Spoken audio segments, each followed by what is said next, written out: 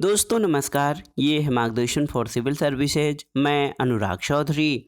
दोस्तों घटना चक्र सामान्य अध्ययन पूर्वावलोकन श्रृंखला में प्रस्तुत है। विभिन्न परीक्षाओं के प्रीवियस ईयर्स पेपर्स में पूछे गए सामान्य विज्ञान के महत्वपूर्ण प्रश्नों का रिवीजन, जो आपके आगामी परीक्षाओं जैसे यूपी पीसीएस प्रारंभिक परीक्षा, आरओ एआरओ यानी समीक्षा अधिकारी सहायक समीक्षा अधिकारी, लोअर पीसीएस तथा अन्य राज्य लोक सेवा आयोगों द्वारा आयोजित परीक्षाओं के सामान्य अध्ययन खंड के लिए बहुत ही उपयोगी है। इस वीडियो में हम भौतिक विज्ञान के अंतर्गत ध्वनि अध्याय से संबंधित महत्वपूर्ण प्रश्नों को कवर करेंगे। तो आइए शुरू करते हैं आज का वीडियो। पहला प्रश्न है दोस्तों, माध्यमों जल, इस्पात, नाइट्रोजन में ध्वनि की चाल को आरोही क्रम में रखिए। तो आपको बताना है कि जल, इस्पात और नाइट्रोजन में ध्वनि की चाल आरोही क्रम में कौन सा सही व्यवस्थित होगा। तो आप जान लीजिए दोस्तों, ध्वनि की गति विभिन्न माध्यमों में भिन्न भिन्न होती है। ठोसों में ध्वनि की गति सर्वाधिक होती है, जबकि गैसों में न्यूनतम होती है। तो सामान्य ताप और दाब पर वायु में ध्वनि का वेग लगभग 330 मीटर प्रति सेकंड होता है। ध्वनि का वेग माध्यम के घनत्व पर निर्भर करता है, और जिस माध्यम का घनत्व अधिक होगा उसमें ध्वनि की चाल अधिक होगी। तो इस हिसाब से आप निकालिए। सबसे पहले आपका हो जाएगा जो है, सबसे कम गति जो है नाइट्रोजन में होगी, तो 3 पहले आएगा। उसके बाद उससे अधिक जल में होगी, फिर सबसे अधिक इस्पात में। तो सही उत्तर ऑप्शन बी हो जाएगा, 3, 1, 2। ये विभिन्न माध्यमों में ध्वनि की चाल का सही आरोही क्रम है। अगला प्रश्न है, ध्वनि का वेग अधिकतम होगा कहाँ पर। देखिए, निर्वात में, वायु में, जल में या इस्पात में। तो सही उत्तर है इस्पात में। दोस्तों ध्वनि का वायु में वेग अनुमानतः 330 मीटर प्रति सेकंड होता है, और ध्वनि की चाल उस माध्यम की प्रकृति पर निर्भर करती है जिससे होकर वो गमन करती है। ध्वनि की चाल भिन्न भिन्न माध्यमों में अलग अलग होती है।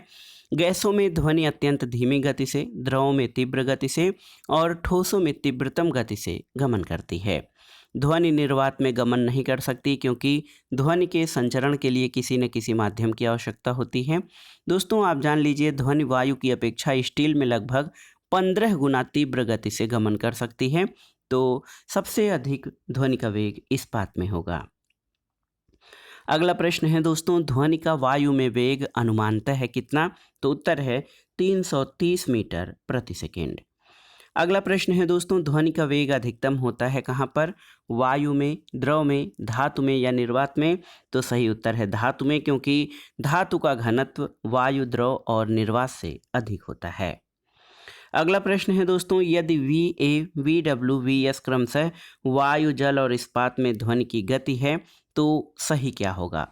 तो आप जान लीजिए, सही ये होगा कि सबसे कम जो गति है वायु में, उसके बाद जल में, फिर सर्वाधिक जो वायु की गति है वो इस्पात में होगी। तो सही उत्तर ऑप्शन ए हो जाएगा। देखिए सही सुमेलन।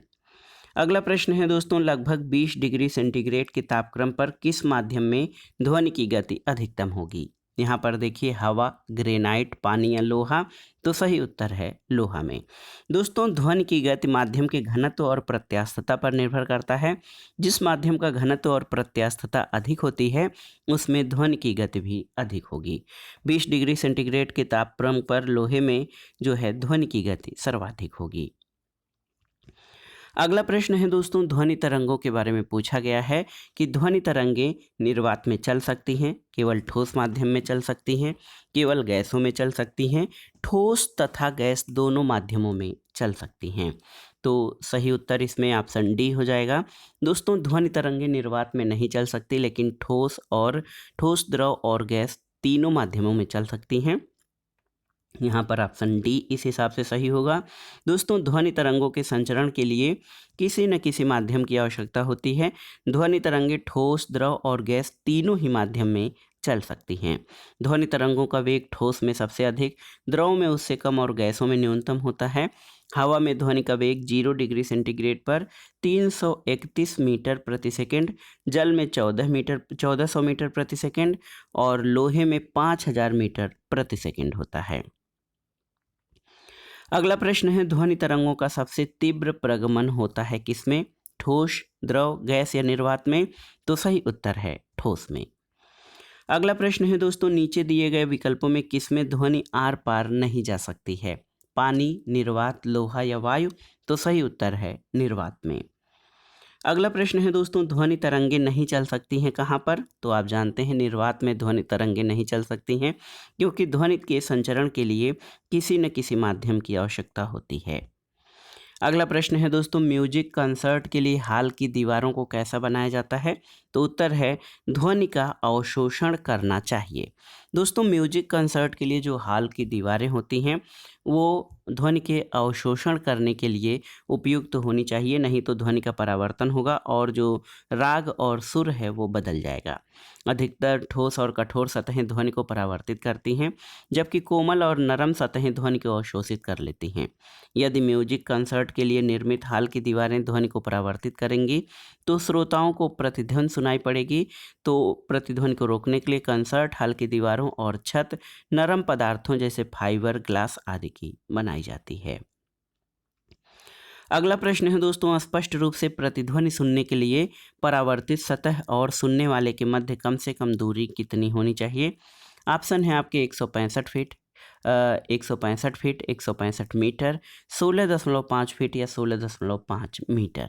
तो दोस्तों, स्पष्ट रूप से प्रतिध्वनि या इको सुनने के लिए परावर्तित सतह और सुनने वाले के मध्य कम से कम 16.5 मीटर की दूरी होनी चाहिए। इसको इस प्रकार से आप समझ सकते हैं कि जब कोई ध्वनि चलती है तो उसकी संवेदना हमारे दिमाग में 1/10 सेकंड तक बनी रहती है। मनुष्य का कान केवल उन्हीं दो ध्वनियों के बीच विभेद कर सकता है जो उसे न्यूनतम 1/10 सेकंड के समयांतराल पर सुनाई दे। इसलिए प्रतिध्वनि सुनाई देने के लिए ये आवश्यक है कि किसी स्रोत से उत्पन्न ध्वनि आगे जाकर किसी वस्तु से टकराकर कम से कम 1/10 सेकंड में श्रोता के पास या स्रोत के पास वापस लौटे। वायु में ध्वनि का वेग 330 मीटर प्रति सेकंड, 1/10 सेकंड में ध्वनि द्वारा चली गई दूरी 33 मीटर होती है। तो इसलिए प्रतिध्वनि सुनने के लिए परावर्तक सतह से ध्वनि के स्रोत की न्यूनतम दूरी जो है 16.5 या लगभग 17 मीटर होनी चाहिए। अगला प्रश्न है दोस्तों, बहुत ही महत्वपूर्ण है दोस्तों, ध्वनि के स्रोत और परावर्ती सतह के बीच न्यूनतम दूरी कितनी होनी चाहिए कि प्रतिध्वनि स्पष्ट रूप से सुनाई दे? तो उत्तर है 16.5 या लगभग 17 मीटर।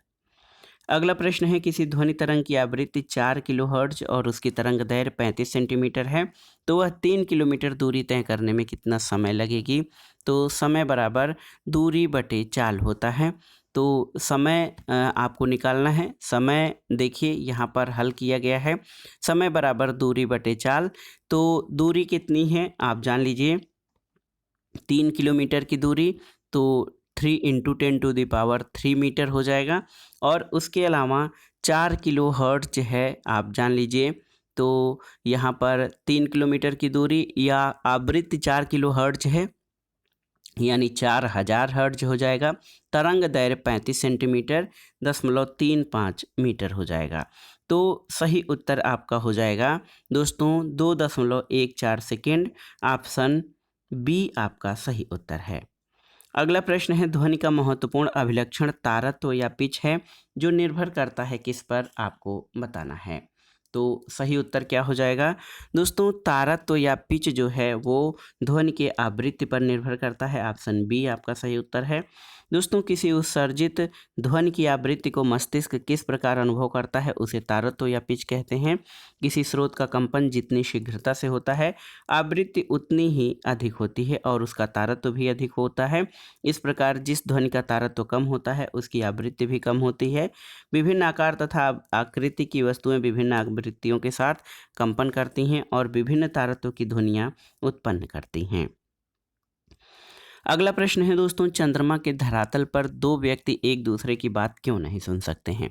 तो ये प्रश्न आप जानते हैं, क्योंकि चंद्रमा पर वायुमंडल नहीं है, इसलिए दो व्यक्ति एक दूसरे की बात नहीं सुन सकते हैं। ध्वनि के संचरण के लिए किसी न किसी माध्यम की आवश्यकता होती है जो कि चंद्रमा पर नहीं है। अगला प्रश्न है, एक अंतरिक्ष यात्री अपने सहपाठी को चंद्रमा की सतह पर सुन नहीं सकता, क्यों? तो उत्तर है, ध्वनि प्रचारित करने का माध्यम चंद्रमा पर नहीं है, इसलिए चंद्रमा पर दो लोग एक दूसरे की बात नहीं सुन सकते हैं। अगला प्रश्न है, निम्नलिखित कथनों पर विचार कीजिए। पहला कथन है कि कम लंबाई की बांसुरी से निम्न आवृत्ति की तरंगें उत्पन्न होती हैं, तो सही नहीं है। और दूसरा है ध्वनि शैलों में से केवल अनुदैर्घ्य प्रत्यास्थ तरंगों के रूप में प्रगामी होती है, तो सही नहीं है। सही उत्तर हो जाएगा न तो 1 और न ही 2। आप जान लीजिए, अधिक लंबी बांसुरी से अधिक बड़ी तरंग दैर्घ्य वाली ध्वनि तरंगें उत्पन्न होती हैं। चूंकि किसी तरंग की आवृत्ति उसके तरंग दैर्घ्य के व्युत्क्रमानुपाती होती है, इसलिए कम लंबाई की बांसुरी से उच्च आवृत्ति की तरंगें उत्पन्न होंगी। कथन 1 आपका सही नहीं होगा। गैस, प्लाज्मा और तरल में ध्वनि तरंगें अनुदैर्घ्य तरंगों के रूप में प्रगामी होती हैं, जबकि ठोस और सैल इत्यादि में ये अनुदैर्घ्य और अनुप्रस्थ दोनों तरंगों के रूप में प्रगामी हो सकती हैं। अगला प्रश्न है दोस्तों, पराश्रव्य तरंगों के बारे में निम्नांकित कथनों पर विचार कीजिए। पहला है ये कीड़ों को नष्ट कर सकती हैं, बिल्कुल सही है। ये कपड़ों से धूल हटाकर उन्हें साफ कर सकती हैं, सही है। इनका उपयोग बीमारियों के उपचार के लिए किया जा सकता है, बिल्कुल सही। और ये स्वचालित दरवाजों को नियंत्रित कर सकती हैं, तो सही है। सही उत्तर हो जाएगा, ये सभी सही हैं। अगला प्रश्न है दोस्तों, या तो इसकी व्याख्या आप देख लीजिए। ध्वनि तरंगें 3 प्रकार की होती हैं। श्रव्य तरंगों की आवृत्ति 20 हर्ट्ज से 20,000 हर्ट्ज तक होती है। अवश्रव्य तरंगें जो है 20 हर्ट्ज से इनकी आवृत्ति कम होती है और ये सुनाई नहीं देती हैं।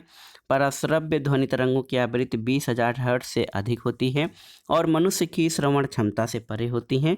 इनका उपयोग संकेतक के रूप में, कीड़ों को नष्ट करने में, कपड़ों से धूल हटाने में, स्वचालित दरवाजों को नियंत्रित करने में और समुद्र में गहराई की नाप लेने, छिपी वस्तुओं की खोज करने में, द्रव को गर्म करने और विभिन्न चिकित्सकीय अनुप्रयोग के लिए किया जाता है।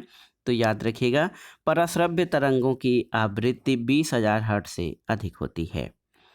अगला प्रश्न है, पराश्रव्य तरंगों की आवृत्ति कितनी होती है? तो उत्तर है 20,000 हर्ट्ज से अधिक। दोस्तों, पराश्रव्य या अल्ट्रासोनिक ध्वनियाँ उनको कहते हैं जो मनुष्य के कानों को सुनाई नहीं देती और इनकी आवृत्ति 20 से लेकर 20,000 हर्ट्ज तक होता है।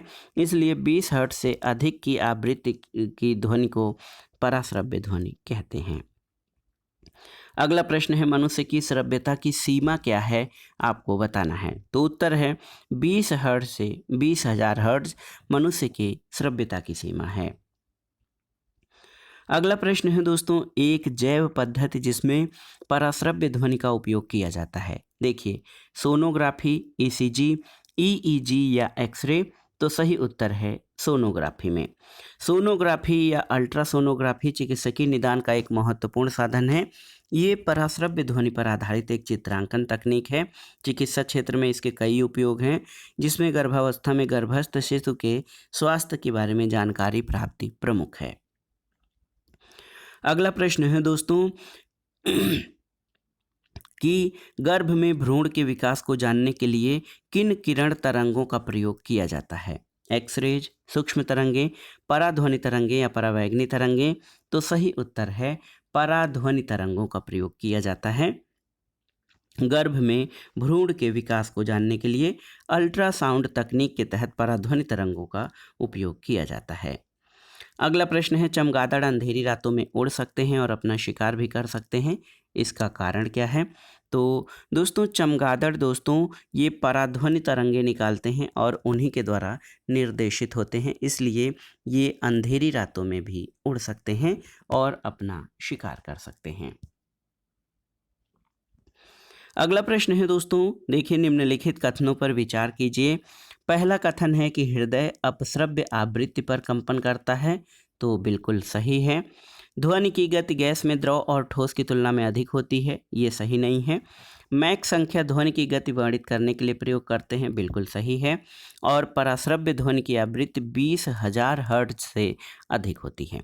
तो इनमें कौन सा कथन सही है, आपको बताना है। तो सही उत्तर है दोस्तों 1, 3 और 4 सही हैं। ऑप्शन सी आपका सही उत्तर हो जाएगा। अगला प्रश्न है दोस्तों, स्टेथोस्कोप में रोगी के दिल की धड़कन की ध्वनि डॉक्टर के कानों तक पहुँच कैसे? ध्वनि के बहुविवर्तन द्वारा, ध्वनि के बहुपरावर्तन द्वारा, ध्वनि के ध्रुवण द्वारा या ध्वनि के बहु अपवर्तन के द्वारा। तो सही उत्तर है स्टेथोस्कोप में रोगी के दिल की धड़कन डॉक्टर के कानों तक ध्वनि के बहुपरावर्तन के द्वारा पहुंचती है। अगले प्रश्न पर आते हैं, पराध्वनिक जेट की उड़ान के कारण क्या होता है? हवा में प्रदूषण, आंख के रोग, ओजोन लेयर में बाधा या इनमें से कोई नहीं? तो सही उत्तर है ओजोन लेयर का क्षरण या बाधा।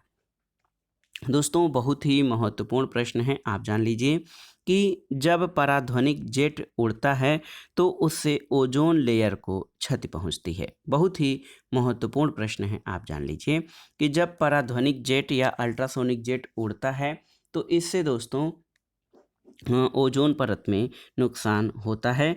जो जेट विमान से तीव्र गति से उड़ान भरते हैं उन्हें सुपरसोनिक जेट कहा जाता है।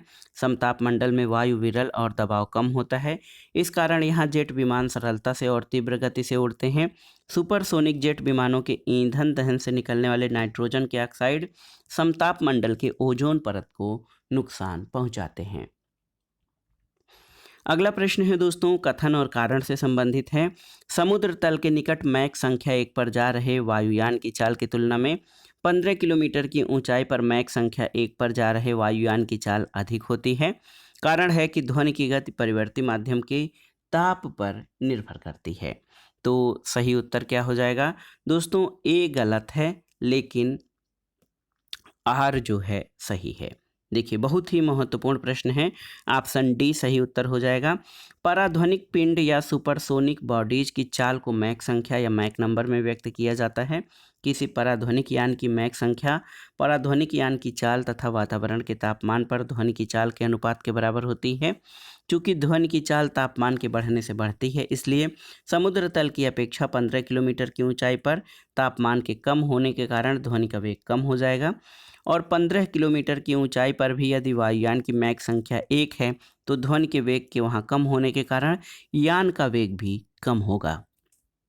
दोस्तों ध्वनि एक अनुदैर्ध्य तरंग है। ध्वनि की गति तापमान के समानुपाती होती है और 1 डिग्री सेंटीग्रेड तापमान बढ़ाने से ध्वनि का वेग 0.61 मीटर प्रति सेकंड बढ़ जाता है। इसलिए कथन जो है गलत है, कारण सही है। अगला प्रश्न है दोस्तों, डेसिबल किसे मापने के लिए प्रयोग में लाया जाता है? तो डेसिबल दोस्तों वातावरण में ध्वनि या ध्वनि का जो है वो मात्रक है। तो याद रखिएगा डेसिबल जो है ध्वनि को मापने में या ध्वनि की तीव्रता के स्तर को मापने में उपयोग होता है। डेसिबल इकाई का प्रयोग होता है, तो ये बार बार पूछा गया है ये प्रश्न, ध्वनि की तीव्रता को मापने में।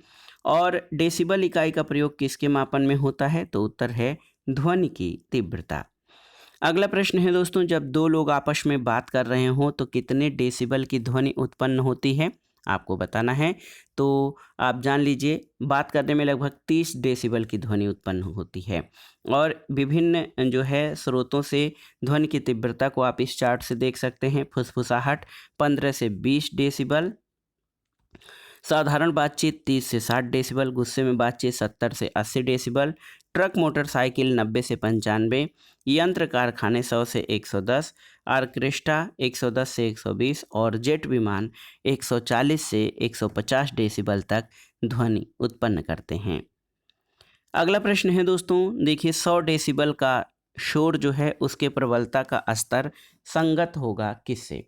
बहुत ही महत्वपूर्ण प्रश्न है दोस्तों आपके लिए, ये जो आपसे पूछा गया है कि जो 100 डेसिबल का शोर है उसकी प्रबलता का स्तर किसके समतुल्य होगा?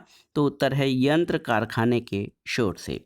दोस्तों आप जान लीजिए यंत्र कारखाने का शोर जो है 100 से 110 डेसिबल का शोर उत्पन्न करता है। अगला प्रश्न है, निम्नलिखित में से कौन सामान्य परिस्थिति में वृक्ष के पत्तों की सरसराहट का डेसिबल स्तर प्रदर्शित करता है? तो ऑप्शन है आपके 10 डेसिबल, 20 डेसिबल, 60 डेसिबल या 100 डेसिबल।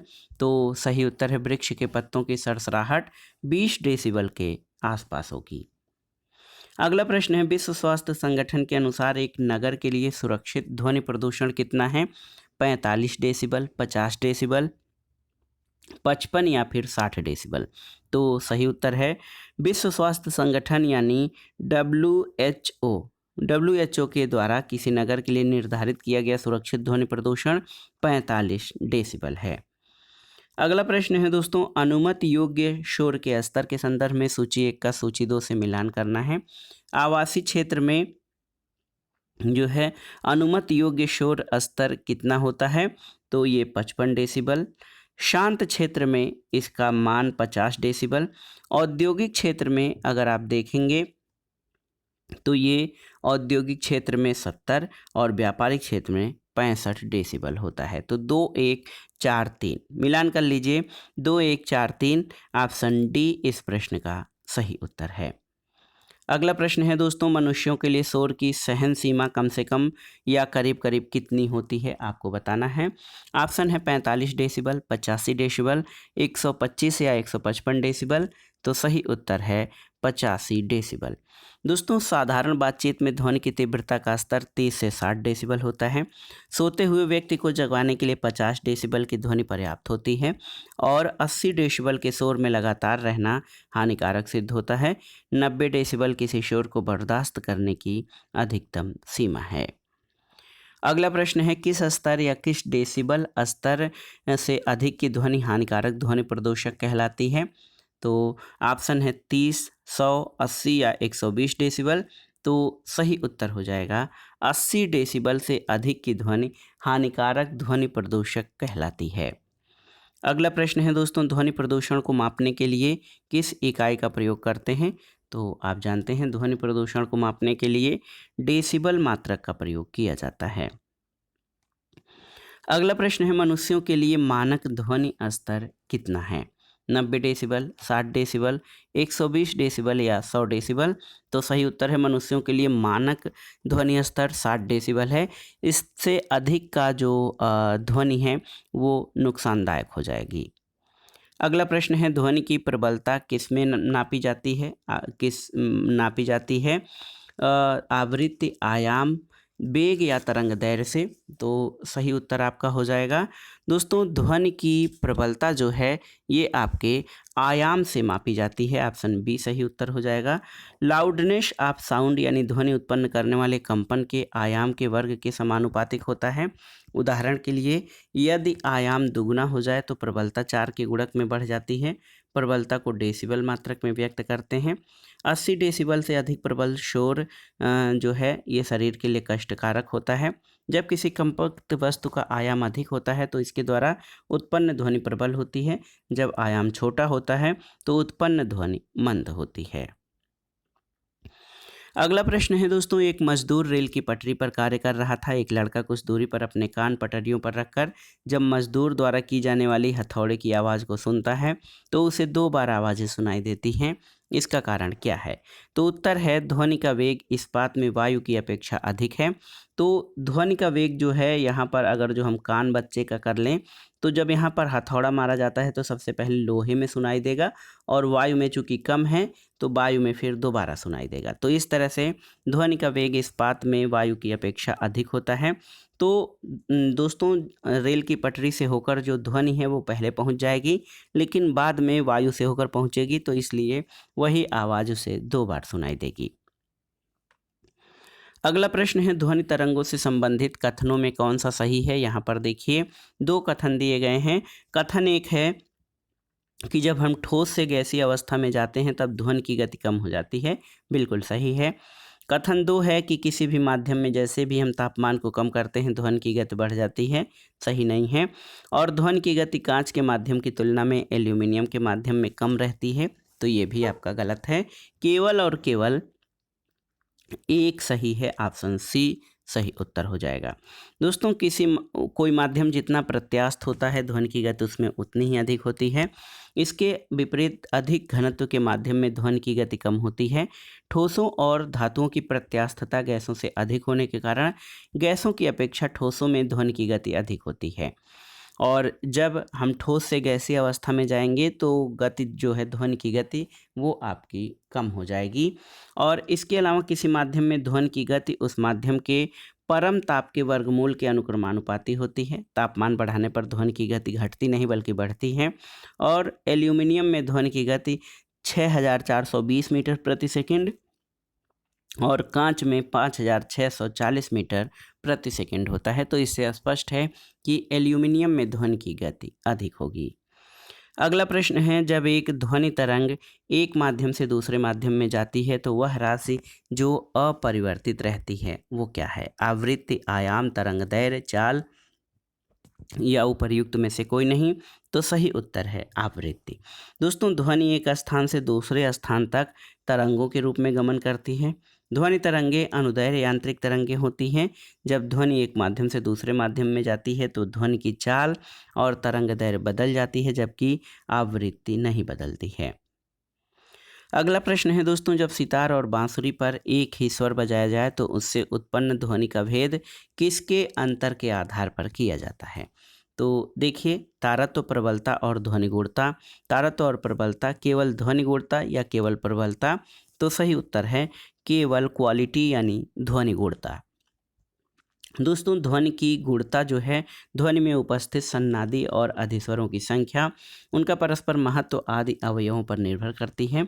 सितार और बांसुरी पर एक ही स्वर बजाए जाने की स्थिति में उनसे उत्पन्न ध्वनि का भेद ध्वनि की गुणवत्ता के कारण पहचाना जा सकता है।